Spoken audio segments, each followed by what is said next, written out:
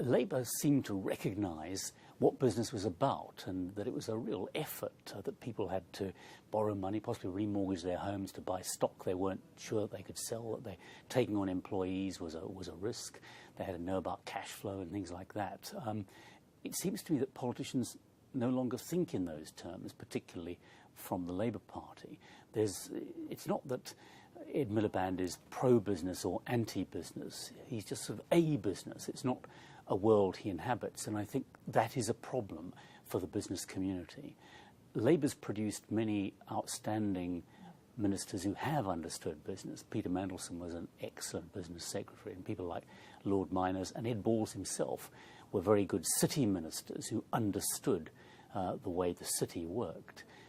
But I'd love to see a recognition by Labour's leadership that actually it's a private sector that earns all the money, that creates all the wealth, that runs our society. Without the taxes that are paid through the private sector, there wouldn't be any schools or hospitals or roads.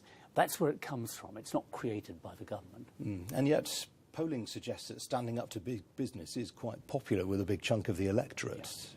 Yeah. Look, big business in particular, hasn't behaved terribly well over the last few years, and I can see why trust has been eroded. But first of all, I think it is getting its act together.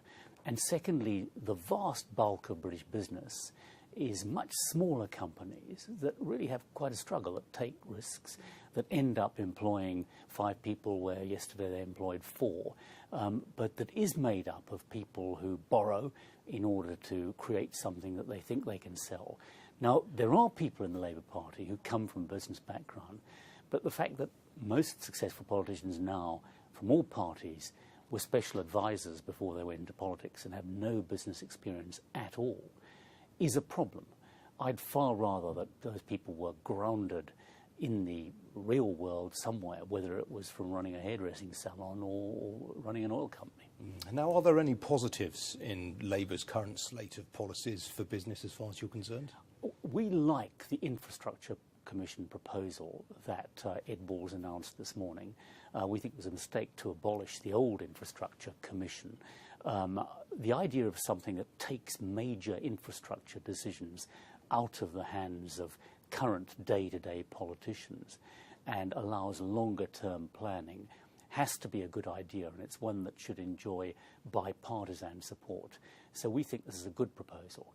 On the other hand, Labour has also come up with ideas like the mansion tax, like raising the top rate of tax to 52%, like intervening in energy markets, and we think things like that aren't a good idea.